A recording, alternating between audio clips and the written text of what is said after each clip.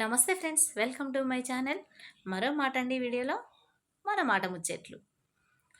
మనిషి చనిపోతే ఆ శవాన్ని శ్మశానానికి తీసుకెళ్ళి శ్మశానంలో శవానికి చేసే కార్యక్రమాలన్నీ చేసి ఇంటికి వచ్చి దేహాన్ని శుద్ధి చేసుకుంటారు. మరి అలాగే వాళ్ళ మనసుని శుద్ధి ఎంతమంది చేసుకుంటారు? ఎందుకంటే ఉన్నన్ని రోజులు అన్నీ కావాలి, మాకే కావాలి అని కొంతమంది కొట్టుక చేస్తారు. అలాంటి వాళ్ళు ఇప్పుడు అన్నీ తీసుకొని అన్నీ తెచ్చుకొని ఏం సాధించినట్టు? ఏం సాధిస్తారు? ఒక మనిషి మరణించిన తర్వాత శ్మశానంలో పెట్టేది అవతల మనుషులే. అంతేగాని నువ్వు కొట్లాడి తెచ్చుకున్న నీ ఆస్తిపాస్తులో, నువ్వు కొట్లాడి తెచ్చుకున్న నీ డబ్బులో కాదు. నీ మానవత్వంతో మనుషుని గెలుచుకుంటావు చూసినావా, ఆ మనుషులు.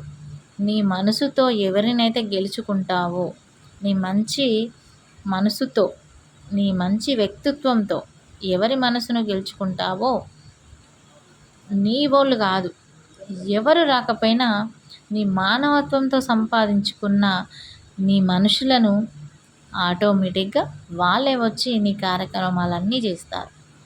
కాబట్టి మనకు కావాల్సింది మానవత్వం.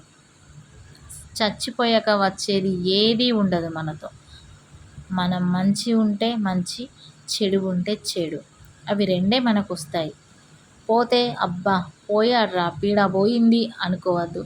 అయ్యో పాపం అనేలాగా మనం బ్రతకాలి. ఏమంటారు? జీవితం గమ్యం, కష్టం స్వప్నం, శ్రమ గెలుపు ఓటమి అన్నీ మనయేనండి బాసు.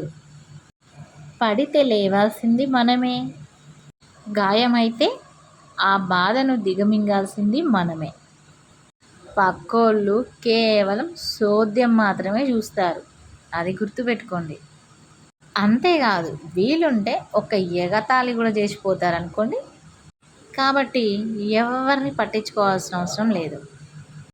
అన్నీ గమనిస్తూ ఎవరు ఎట్లాంటి వాళ్ళని తెలుసుకొని ముందుకు సాగిపోవడమే జీవితం. ఏమంటారు? ఒక్కటండి, మన జీవితం ఒకరికి ఆట బొమ్మ కానే కావద్దు. మన జీవితం మన చేతుల్లోనే ఉండాలి. ఒకరికి బానిస బ్రతుకు అస్సలు బ్రతకవద్దు. ఎందుకంటే మనము బానిసలాగా బతుకుతున్నాము అని మనకు అనిపించింది అంటే మనం ఎప్పటికీ ఎదగలేమనే అర్థం.